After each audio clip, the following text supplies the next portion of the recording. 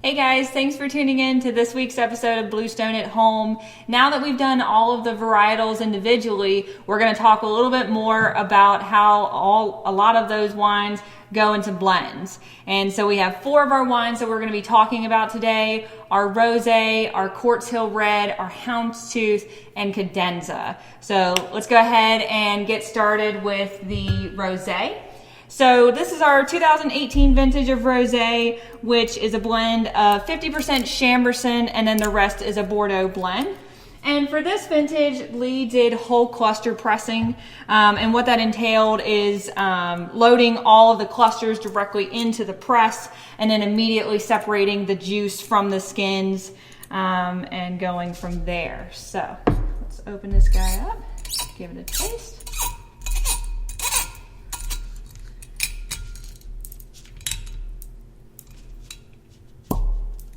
I really love the color of rosés, especially this one. This one's probably my favorite as far as all of the vintages of rosé go. It's just got that really pretty, it's very vibrant,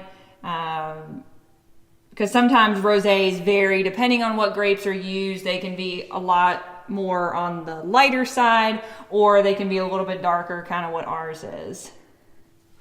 And this is a dry rosé. I forgot to mention that. So it's not going to be, with having a lot of Chambourcin in it, it definitely gives it a lot more of a nice fruitiness without necessarily making it sweet. Yeah, definitely get a little bit of like those strawberry notes, a little bit of kind of like cherry notes and stuff like that to it too. Yeah, very fruity, very fresh.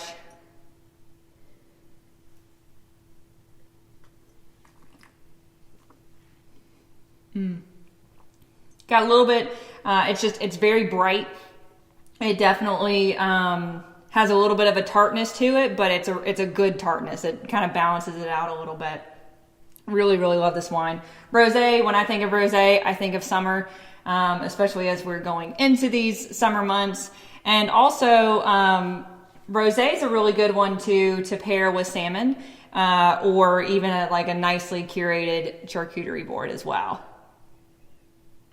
And on to our Quartz Hill Red next.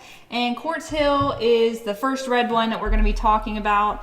And this one was named after the quartz stones that were found here on the estate when the posts were going in for the vines. And so for those of you who have visited the vineyard before, you've probably seen these hanging around on the bar tops and things like that, and love when people ask about them and look at them and things like that. And I've actually had a few folks that have come in who are geologists, and they ask me more questions about the rocks than they do the wine, which is totally cool. But it's just really neat that we live in an area that we have such beautiful soils and things like that. Now, one thing that you may or may not know, depending on how long you've been enjoying our wines, is that when Quartz Hill Red was originally made, it was made mostly as kind of just like an everyday wine. A wine that's still good, that you don't necessarily need a special occasion for, but that it also doesn't break the bank. And 2013 was the first year that they actually put a vintage year on Quartz Hill Red. But anyway, so with the 2017, this one, Lee refers to kind of the greatest challenge in wine balance is making something that is remarkable for a special occasion, but also is attainable for every day as well. So let's give this one a little bit of a taste. As I mentioned, this one is from the 2017 vintage. Really, really great year. And this fruit came from Lee's property about a half mile down the road. 60% Chambourcin and then 40% Cabernet Franc, and was aged for about 10 months before it was bottled. And in 2019, it actually brought us home a gold from the East Meets West International Eastern Wine Competition and scored 92 points there. I can already smell this wine. Oh, I love this one. Oh, yeah. It's got kind of like a little bit of spiciness, that bright cherry kind of notes to it. In a lot of ways, like Seat Face, it's just a very easygoing, just really approachable wine, especially as we are going into the warmer months. It's a great dry wine to have without being too heavy. Oh yeah, I love the smell of this one.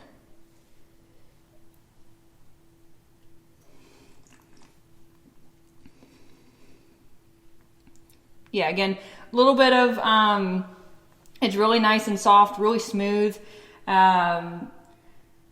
Get a little bit of tartness there on the palate and in your cheeks, but again, just really light, really easygoing. A great one too if you're just going to hang out with friends. Not right now, but whenever you can go hang out with your friends again, this is a great one just to kind of sip on the patio as well. And on to our third one, we're going to move to Houndstooth. And Houndstooth got the name from the Houndstooth pattern. And all the pieces have to fit together for the whole thing to work. So every tessellation kind of has to fit together in order for them to work with each other. And Lee kind of, patterned this wine in a similar philosophy. It is the most blended of our red blends. It has 4 of the 5 Bordeaux varietals. It is 34 Merlot, 33 Cab Sauv, 22 Cab Franc, and 11 Petit Verdot. And this vintage was just released here a few months ago, and it was aged for about 2 years before it was bottled. And then it's actually had another couple years aging in the bottle before we had just released it. So it's got a little bit of age to it. Our 2014 vintage is what it is. I've actually not tasted this one for a while, so let's see how this one is.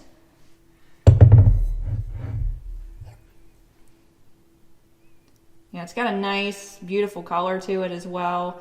Got that nice ruby color to it, a little bit darker in the center.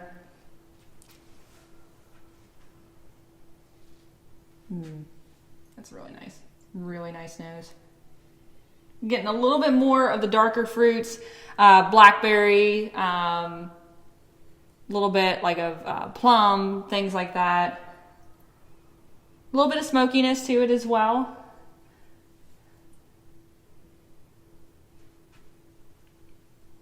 A little bit of spiciness. It's good. It's real good. I could just sit here and I could just stand here and smell it like all day.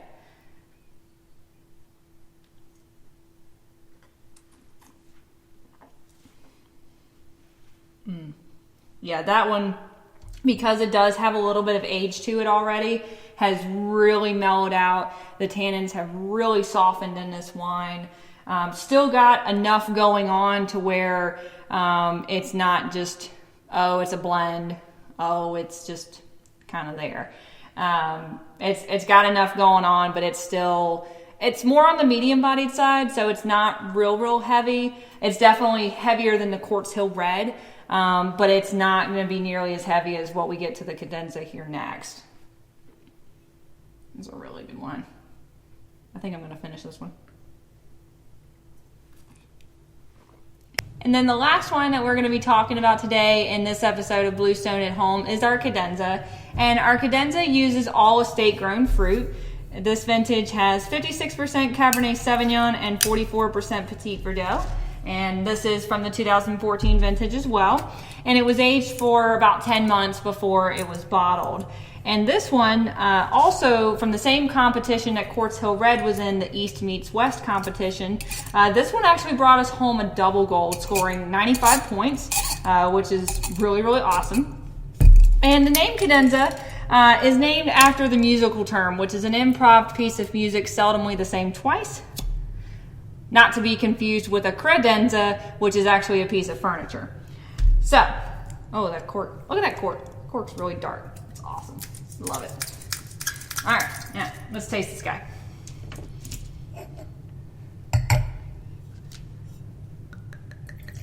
Oh yeah, it's got some nice color to it. Yeah, a lot darker, a lot deeper colors, more like dark ruby, borderline purple color, even though it's got a few years of age on it already. Oh yeah. Yeah, this has got a lot of those dark fruits, more so kind of on the dried, a little bit of ripe, like blackberry again, even like currant, black currants. A lot of smokiness to this one. Yeah, it's not nearly as spicy as what the Houndstooth is. This one's definitely a lot richer, a lot bigger, a lot more of the darker fruits rather than some of the red or even blue fruits.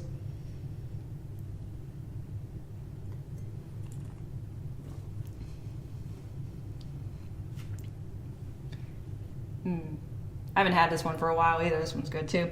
Now this is a big wine. If you like really big blends, this is it. So this one is much heavier than the Houndstooth, much heavier than the Quartz Hill Red. This is something, it's got some weight to it. It's got some tannin. It's still got a lot of structure to it. You know, with being Cab and Petit Verdot, two of our bigger reds, you know, it's definitely going to have a lot more complexity, a lot more structure to it. But it's clean. Like the fruit, the wine is just, it's super clean. 2014, as Lee has mentioned a number of times, that the fruit from 2014 was just, if you had to describe it, the fruit was clean. And you can definitely tell that from both the Houndstooth and the Cadenza, both of which come from that vintage. Really, really nice wine.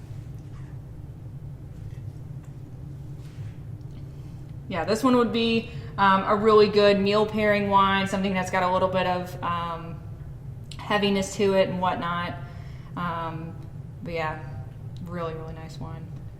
But that's what I have for you guys today on this episode of Bluestone at Home. Hope you guys are enjoying the series and enjoying these wines. And certainly you can feel free to drop us a comment if you have a favorite, or if there's anything that you find interesting about these wines. Feel free to let us know. Also, while you're drinking at home, don't forget to use the hashtag Bluestone at Home. And we thank you guys again for your support during this time. We hope everybody is still safe and well, and we look forward to seeing you guys soon. So with that, take care. Cheers.